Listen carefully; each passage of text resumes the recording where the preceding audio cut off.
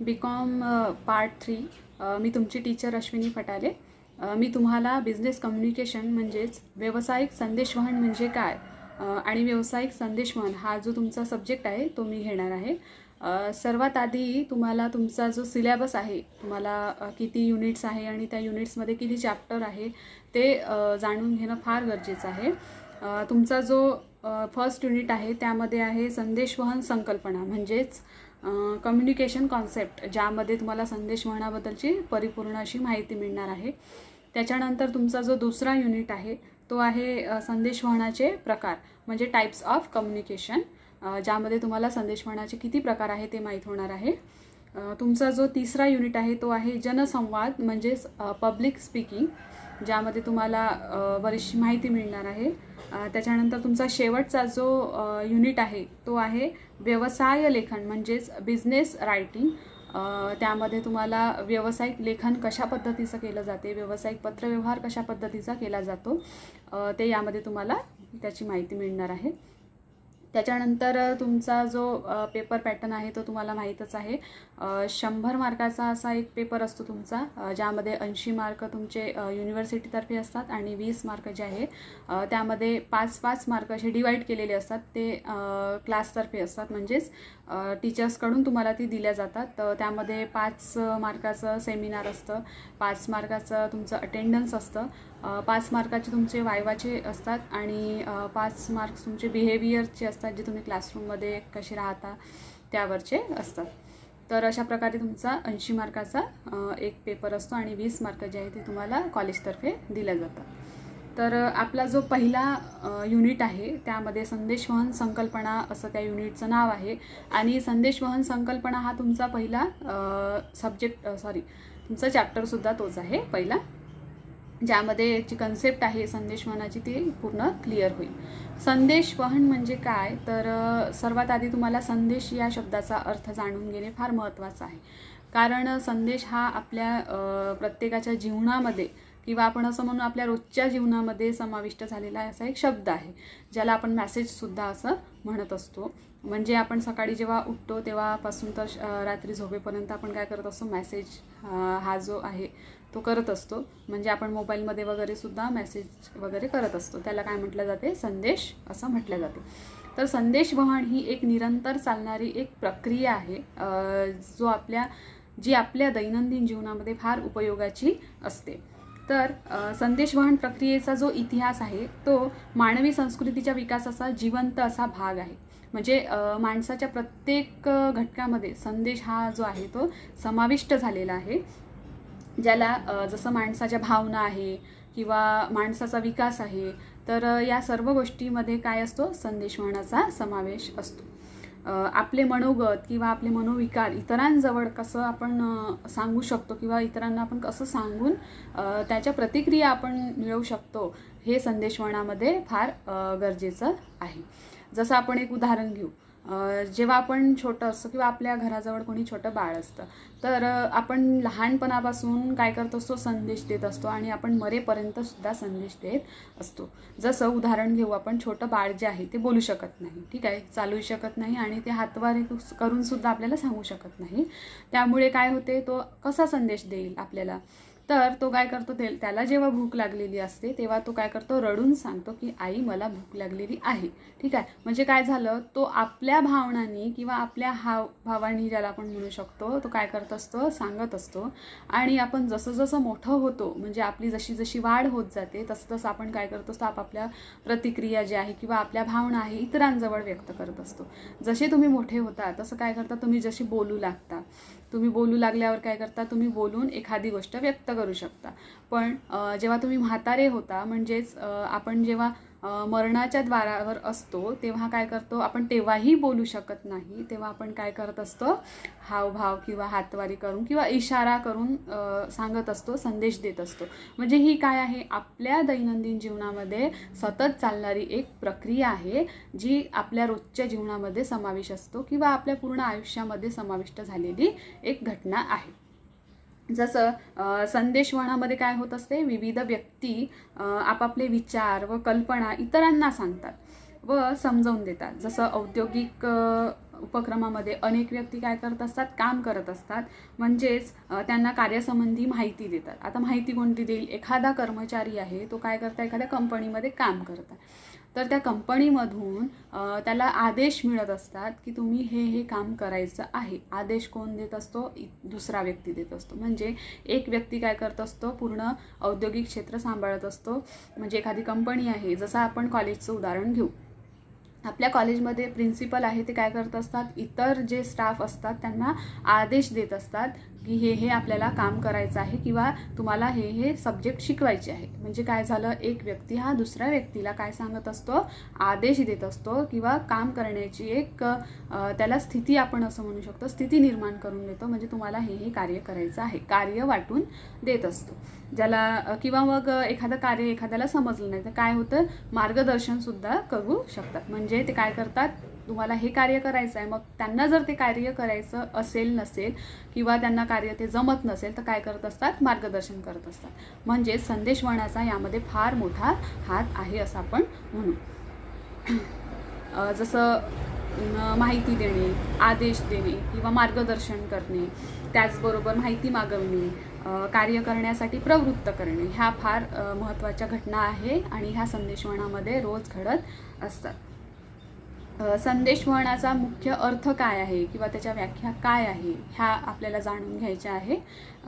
तुम्हाला संदेशवहन म्हणजे काय हे बऱ्याचशा प्रमाणात माहिती झालेलं आहे. सरळ एक उदाहरण घेऊ. आपण जेव्हा एखाद्या व्यक्तीला मेसेज करत असतो, मोबाईलमध्ये आजकाल मेसेजची फॅसिलिटी जी आहे ती आलेली आहे आणि आपण काय करत असतो, त्या व्यक्तीला मेसेज पाठवत असतो. म्हणजे काय, आपल्या ज्या भावना आहेत त्या आपण इतरांपर्यंत पोहोचवू शकतो. ठीक आहे. त्याच्यानंतर आपल्याला अर्थ आणि व्याख्या जाणून घ्यायची आहे. महत्त्वाचं म्हणजे तुम्हाला सोपी व्याख्या कशी करायची हे सुद्धा कळलं पाहिजे. तर याच्यामध्ये एक व्याख्या दिलेली आहे जी लुईस ॲलन यांनी केलेली आहे. एका व्यक्तीद्वारे दुसऱ्या व्यक्तीला एखादी गोष्ट समजवण्यासाठी केलेल्या समस्त क्रियांचा समावेश कुठे होत असतो, संदेशवहनात होत असतो. आणि संदेशवहन ही सांगण्याची, ऐकून घेण्याची आणि समजावून सांगण्याची किंवा समजून घेण्याची एक पद्धतशीर व निरंतर अशी चालणारी प्रक्रिया आहे. आणि सरळ आपण जर सोपी व्याख्या करायची झाली तर असं करू शकतो आपण, संदेशवहन म्हणजे दोन किंवा जास्त व्यक्तींनी परस्परांशी माहिती, कल्पना, भावना किंवा संवेदना या संबंधी केलेली देवघेव होय. म्हणजे एक व्यक्ती हा दुसऱ्या व्यक्तीपर्यंत काय करत असतो, आपल्या भावना किंवा आपल्या मनामध्ये असलेल्या ज्या गोष्टी असतात किंवा ज्या आपण असं म्हणू, आपल्या भावनाच म्हणू, तर त्या दुसऱ्यापर्यंत कशा पोचवायच्या या संबंधी संदेशवहन कार्य करत असते. संदेशवहन म्हणजे काय हे आपल्याला बऱ्याचशा प्रमाणात माहिती झालेलं आहे. त्याच्यानंतर ती प्रक्रिया कशी चालत असते हे सुद्धा आपल्याला जाणून घ्यायचं आहे. तर ती प्रक्रिया एका टप्प्याने चालत असते. जसं सुरुवात होते, कोणत्या तरी एखाद्या गोष्टीपासून एक सुरुवात होत असते आणि त्याचा शेवटसुद्धा होत असते. जसं संदेशवहनाची प्रक्रिया ही फार महत्त्वाची आहे, कारण व्यवस्थापकीय पद्धतीमध्ये जी घटना असते ती कशी असते, टप्प्याटप्प्याने चाललेली असते. जसं आपण व्यावसायिक संदेशवहन जेव्हा पाहत आहोत तेव्हा शिकत आहोत, तेव्हा आपल्याला व्यवसाय म्हणजे काय आणि व्यवसायामध्ये जे संदेशवहन होत असते ते कशा पद्धतीने झालं पाहिजे हे सुद्धा आपल्याला माहिती झालं पाहिजे. तर संदेशवहनाची जी प्रक्रिया आहे ती टप्प्याटप्प्याने चालत असते आणि त्याचा जो घटक आहे ते पुढीलप्रमाणे दिलेले आहे. ज्यामध्ये जो पहिला घटक आहे तो कोणता आहे, संदेशदाता. दुसरा आहे संकल्पना. तुम्ही लिहूनसुद्धा ठेवू शकता जर तुम्हाला नोट डाऊन करायचं असेल तर. त्याच्यानंतर तिसरा आहे संदेश प्राप्तकर्ता. चौथा आहे संदेशाची निर्मिती. पाचवा आहे संदेशाचा मसुदा. सहावा आहे संदेश माध्यम. सातवा आहे संदेशाचा अर्थ. आठवा आहे पाठपुरावा किंवा प्रतिसाद. हा जो आहे हा काय आहे, घटनाक्रम आहे किंवा प्रक्रिया आहे. संदेशवहनाची जी प्रक्रिया आहे ती अशा पद्धतीने चालत असते. तर आपण अशा प्रकारची जी प्रक्रिया आहे ती पूर्ण माहितीसोबतच जाणून घेऊया. तर त्यामध्ये सगळ्यात पहिले जे आहे तो आहे संदेशदाता. संदेशदाता कोण असतो? संदेशदाता हा संदेश पाठविणारा व्यक्ती असतो. म्हणजे जो व्यक्ती संदेश पाठवत आहे तो व्यक्ती असतो. संदेशदात्याचं कार्य काय असते? संदेशवहन क्रिया ही सुरू करण्याची जी प्रक्रिया आहे ती कुठून होत असते?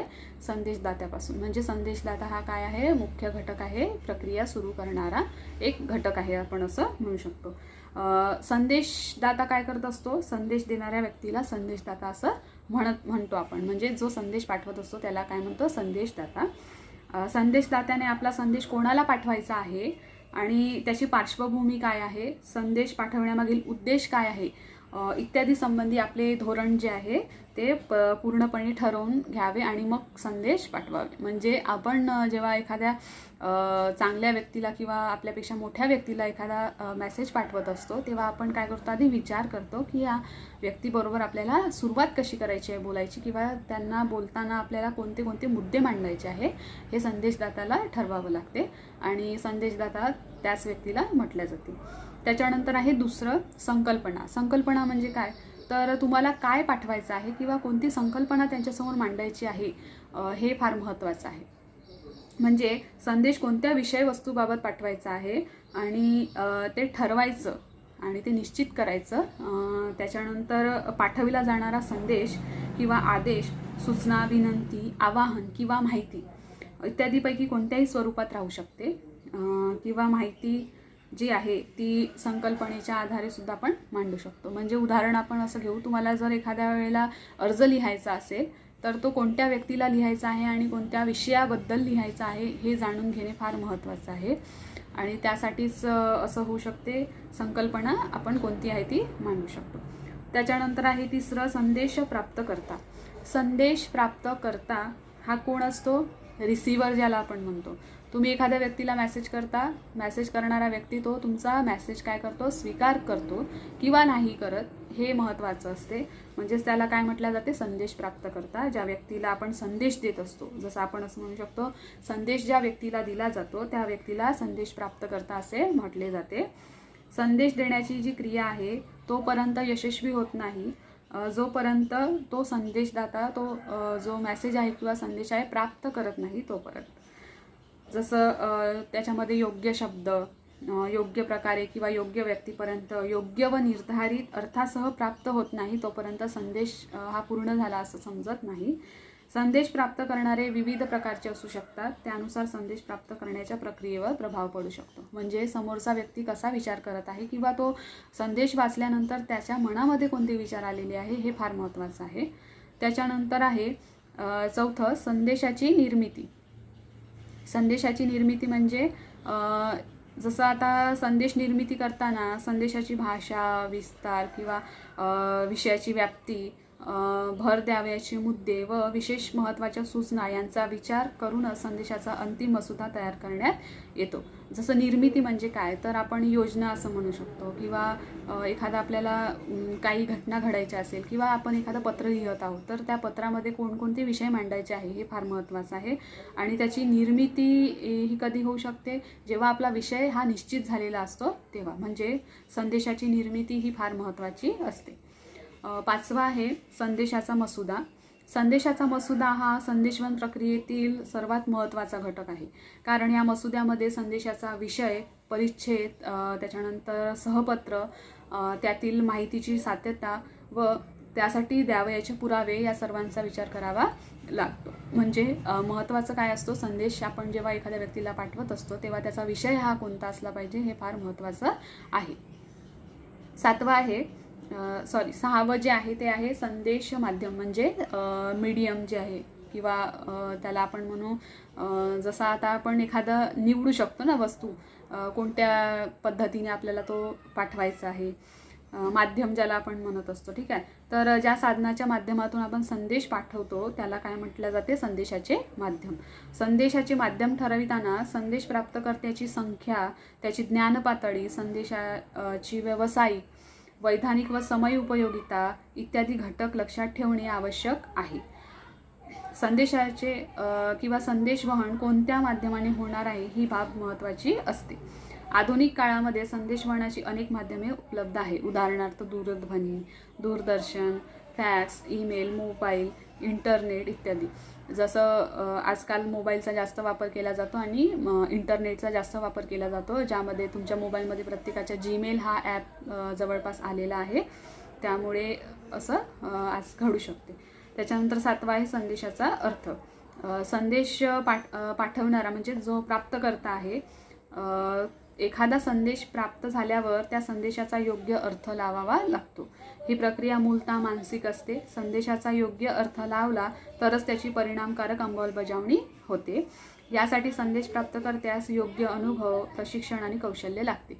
म्हणजे आपण असं म्हणू शकतो, संदेशाचा अर्थ हा काढणे फार महत्त्वाचा आहे. किंवा आपण एखादा जेव्हा मॅसेज पाठवत असतो, त्या मॅसेजचा अर्थ हा वेगवेगळा निघू शकतो. ठीक आहे. जसं एखाद्या वेळेला विनंती केलेली असेल तर तुम्हाला असं आदेश दिल्यासारखं होऊ शकते. तर अशा पद्धतीने ते जे योग्य शब्द आहे ते आणि तो समोरच्याला योग्य पद्धतीने समजेल असा त्याचा वापर करावा लागतो. त्याच्यानंतर शेवटचा आहे प्रतिसाद. संदेश दाता हा काय करत असतो, संदेश प्राप्तकर्त्याला संदेश पाठवत असतो, पण जोपर्यंत त्याचा प्रतिसाद येत नाही किंवा प्रतिक्रिया येत नाही तोपर्यंत ते पूर्ण कार्य झालं असं समजून येत नाही. तर ते योग्य वेळेवर आणि योग्य त्या प्रमाणामध्ये काय झालं पाहिजे, त्या प्रतिक्रिया मिळाल्या पाहिजे. तर अशा प्रकारे संदेशवहन म्हणजे काय, संदेशवहनाच्या जे प्रक्रिया आहे त्या आपण बघितलेल्या आहे. त्याच्यानंतर आपण समोरच्या व्हिडिओमध्ये बघू संदेशवहनाची कोणकोणती तत्त्वे आहे ते. तर आपण आता ऑनलाईन क्लासेस सुरू केलेले आहे, त्यामुळे तुमच्याकडे जे नोट्स असतील त्यामधून तुम्ही व्यवस्थित अभ्यास करा. आम्ही तुम्हाला पूर्ण समजावून देण्याचा प्रयत्न करत आहोत, त्यामुळे तुम्ही अभ्यास करा.